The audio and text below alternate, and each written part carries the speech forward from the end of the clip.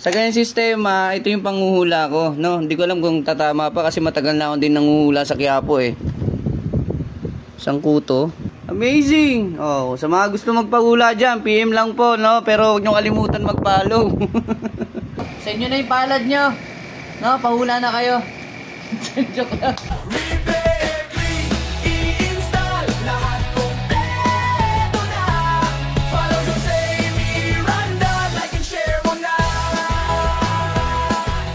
Ayan, good day sa inyo guys, no? So meron na naman tayo ditong carrier. Itong issue nito, gumagana yung control board niya, gumagana lahat, functional.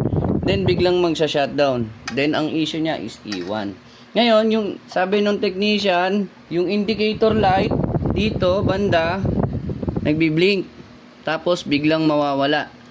Saka lalabas yung E1 error. Now, sa ganito sistema, pwedeng bumibitaw yung kanyang power switching, no? Kasi dito kung mapapansin nyo, may ilaw siya dito, no? Pag sinaksak natin, tara saksak natin. 18. Ayan, no? May indicator light siya dito, pero wala po dito. Ito po yung indicator light na yan. Dito po yan sa primary, monitoring ng primary. Then yung ilaw po rito, monitoring po yan ng secondary. Bakit ko nasabi? Kasi itong ilaw na to, nakakonect yan sa primary lang. Tapos yung ilaw na to, dito, nakakonect po yan sa secondary. Okay po, paglagpas ng power, ng chopper, diode, sa ilaw to. Ngayon, chinek ko na po yung mga parameters na yan, yung 3.3, no? Then yung mga iba pa, wala kang mababasang voltahe. Then ito po yung mga diode na yon. Yung 12, 15 at saka 5 volts. Ngayon, tingnan nyo po, wala. Ayan, wala oh. Diba?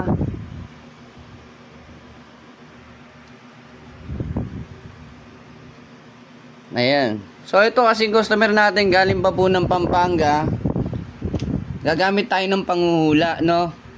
Sa ganyang sistema, ito yung panghuhula ko, no? Hindi ko alam kung tatama pa kasi matagal na ako din nanguhula sa Quiapo eh.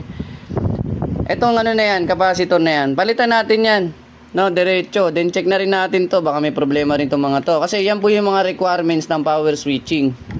No, may mga requirements po yan na dapat hindi mag-drop yung voltahe. So, yung capacitor kasi, yan po yung nagme-maintain ng voltahe.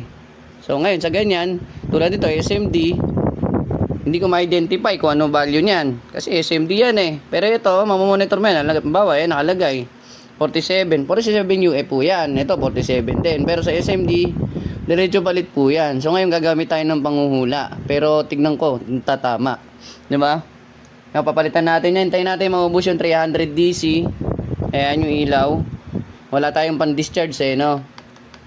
Then hintayin na lang natin siya mag-drop bago natin galawin to. Kasi ano po yan eh, sa primary po yan. Dito, ayan po yung pasok niya, primary. Bago mag-secondary. Okay? So, ayan, tatanggalin na natin. Then, may naka-ready na tayong isa. Ayan. Isang kuto. Grabe naman yan. Kaya nasisira yung mata natin, no? Sobrang liit.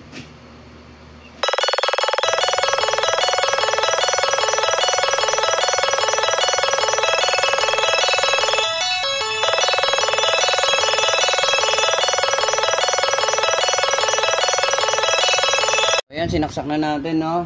Tingnan natin, no? Tatama. Ang hulay. Ayun, no? O, di ba? O, power na, oh. Ano masasabi niyo sa panghuhula ko? Ayun, may ilaw na, ayun, no? Di ba? Amazing! O, sa mga gusto magpahula dyan, PM lang po, no? Pero huwag nyo kalimutan mag-follow. Diba? Buti natin. Testing natin sa unit. Naka-setup na. Ano pa gagawin? Siyempre, testing na natin, di ba? Saksak natin. Yung magandang saksakan. Di ba? With grounding. Ay, may tornilyo pa rin yan. Dito na lang. Ay, idulus. Okay. Hintayin natin.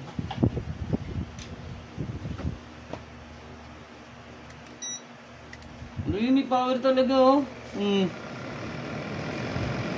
Diba? Grabe yan, lupit.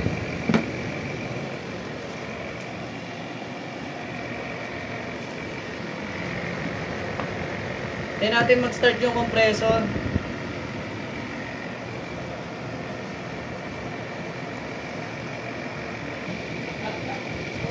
Guys, okay na. 30 minutes na umaandar. Di na mamatay, no? So, sa ganung sistema, hindi po hula yun, no?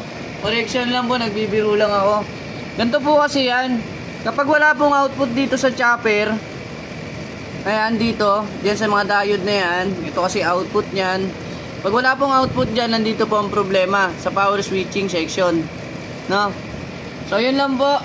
Salamat sa inyo. Please follow and share po. Huwag natin kalimutan mag-subscribe. Sama nyo na rin po ang aming YouTube, no?